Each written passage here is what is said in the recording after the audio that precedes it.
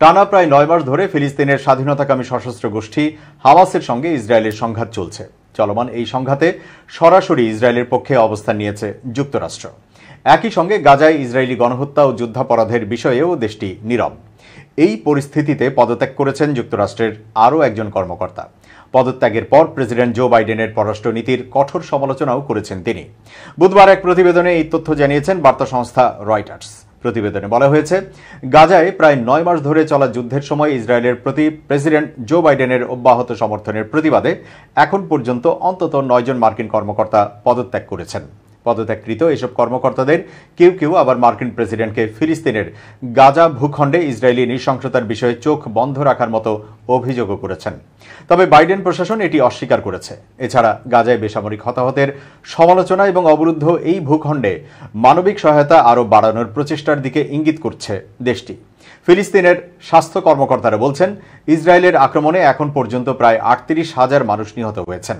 Reuters বলছে, সর্বশেষ পদত্যাগকৃত মার্কিন ওই কর্মকর্তার নাম মরিয়ম হাসনাইন। তিনি মার্কিন স্বরাষ্ট্র বিভাগের বিশেষ সহকারী হিসেবে কর্মরত ছিলেন। বাইডেনের গাজা নীতির প্রতিবাদে মঙ্গলবার চাকুরি ছেড়ে দেন তিনি। পরে তিনি প্রেসিডেন্ট বাইডেনের পররাষ্ট্র নীতির কঠোর নিন্দা করেন। এমনকি বাইডেনের এই নীতিকে গণহত্যা সক্ষমকারী এবং আরব ও মুসলমানদের জন্য অমানবিক হিসেবে বর্ণনা করেন মরিয়ম।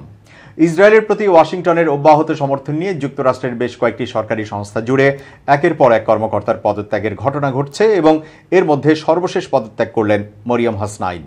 এর আগে গত জুন মাসের শেষ দিকে পদত্যাগ করেন মার্কিন পররাষ্ট্র দপ্তরের শীর্ষ কর্মকর্তা অ্যান্ড্রু মিলার।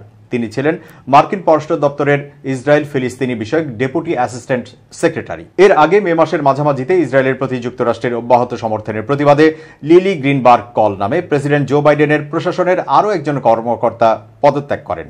তিনি মার্কিন স্বরাষ্ট্র দপ্তরের চিফ অব স্টাফের বিশেষ সহকারী হিসাবে দায়িত্ব পালন করছিলেন। এর আগে ওই একই মাসে হ্যারিসন মান নামে যুক্তরাষ্ট্রের এক সেনা কর্মকর্তা গাজায় ইসরায়েলের আগ্রাসনে ওয়াশিংটনের সমর্থনের প্রতিবাদে পদত্যাগ করেন।